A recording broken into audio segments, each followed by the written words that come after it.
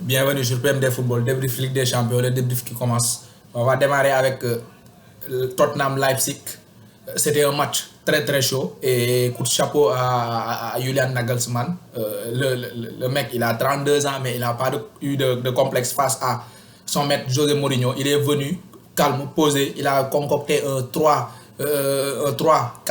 et il a fait un très bon match. Son équipe, je veux dire, a fait un très très bon match face à cette équipe de José Mourinho. Et je pense que sans un très bon Igor Lloris, Leipzig aurait dû même gagner sur la marque de, par exemple, 3-0, 2-0, parce qu'il le méritait. On a vu cette frappe de Patrick Schick à la conclusion d'une action très très bien menée par cette équipe de Leipzig, avec en l'occurrence le latéral gauche prêté par Manchester City, Angelino, qui a été aussi excellent. Timo Werner qui laisse passer pour Patrick Schick. Le mec, il vient, il ne se gère pas, il rate l'occasion du 2-0. Chapeau aussi à Igor Lloris.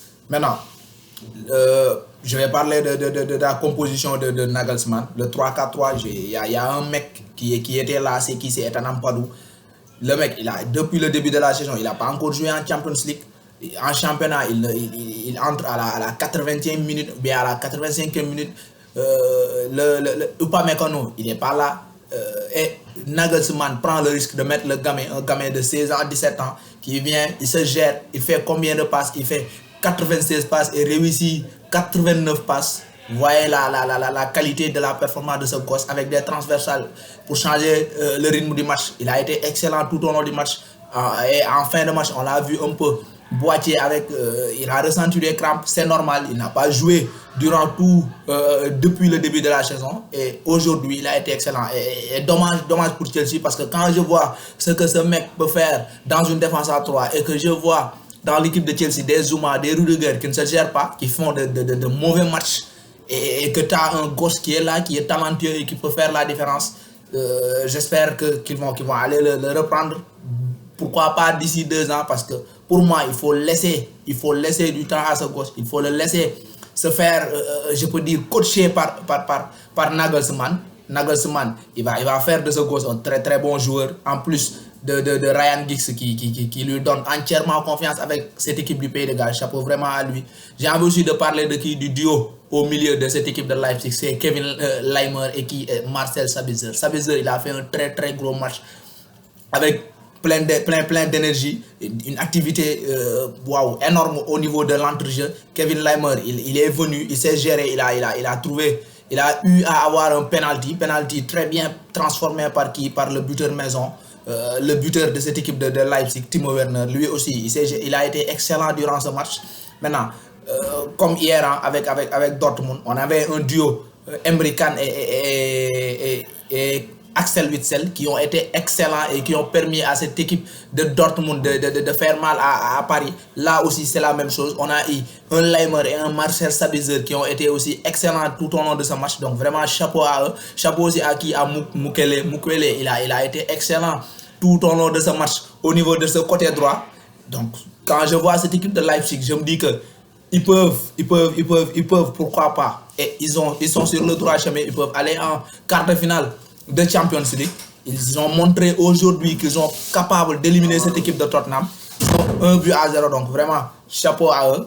Et j'ai envie aussi de parler de Mourinho, parce que Mourinho, on le voit pas, mais Mourinho, quand il joue face à une équipe qui se met à 3 derrière, il y a des problèmes. On les a vus face à Manchester United, on les a vus cette saison face à Sheffield United, ils ont souffert. Là aussi, même chose. Donc Nagelsmann, il a eu l'intelligence de mettre 3 défenseurs derrière.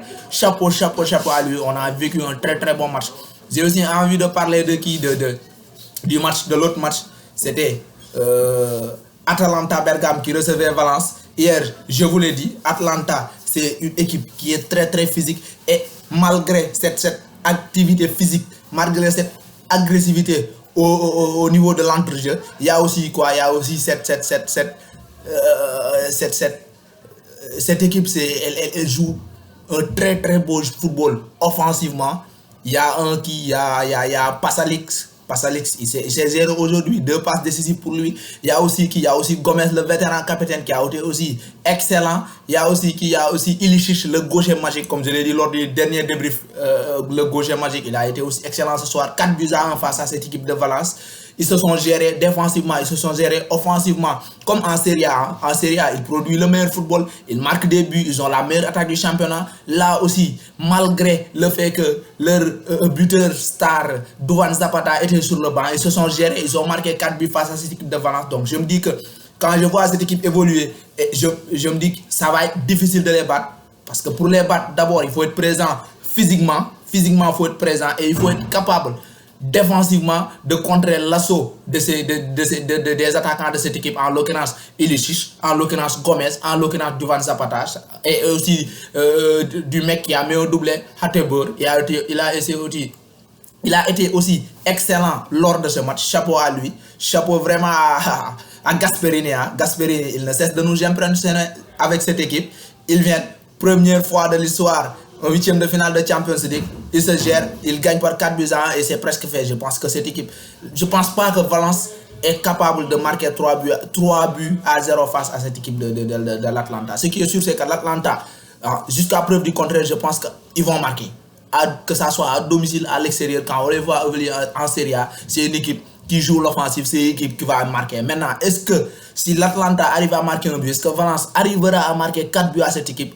Offensivement, je ne pense pas, parce que cette équipe défensivement, elle est très très très bien. Donc chapeau à cette équipe, ils ont fait un très très bon match. Côté Tottenham, est-ce que Tottenham réussira à renverser la tendance? Certes, l'année passée, ils avaient perdu en demi-finale de Champions League face à l'Ajax. Et au retour, sur un triplé de Lucas, ils ont renversé la tendance malgré avoir été menés au début du match par 2 buts à 0 par cette équipe de l'Ajax au Johan Cruyff Arena. Ils se sont gérés, ils ont gagné par 3 buts à 2.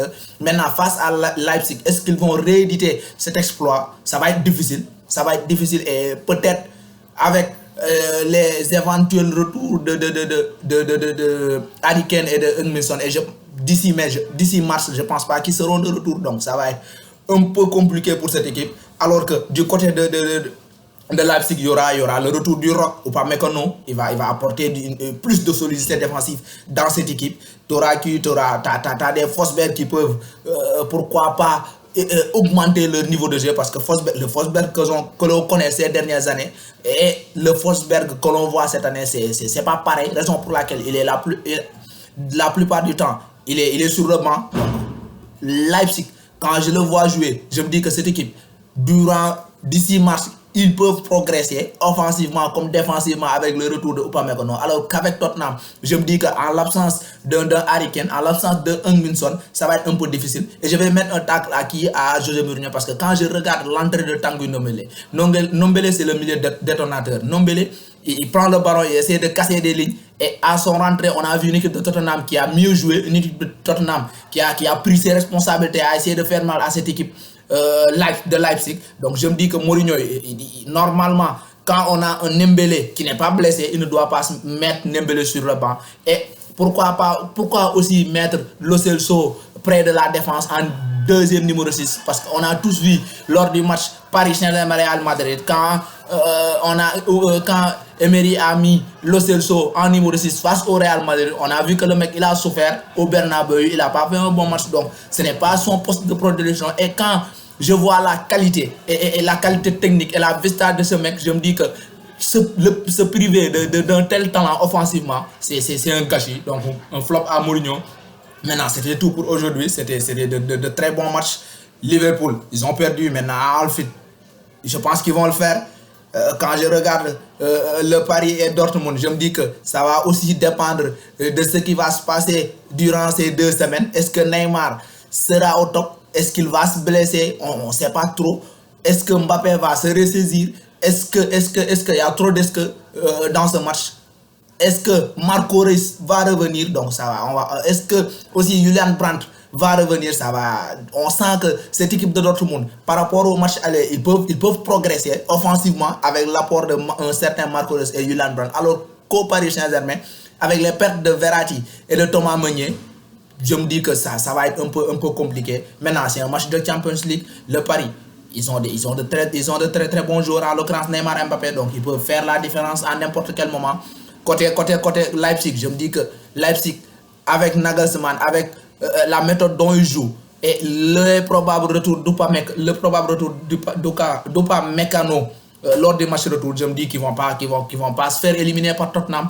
Côté Atlanta, 4 buts à 1. Et je me dis qu'Atlanta à Valence, ils vont minimum marquer 2 buts. Donc, comment Valence va marquer 6 buts face à cette équipe d'Atlanta, ça va être difficile. C'était tout pour aujourd'hui. Et on continue à liker, on continue à partager et on se capte la semaine prochaine pour de nouveaux débriefs. D'ici là, portez-vous bien.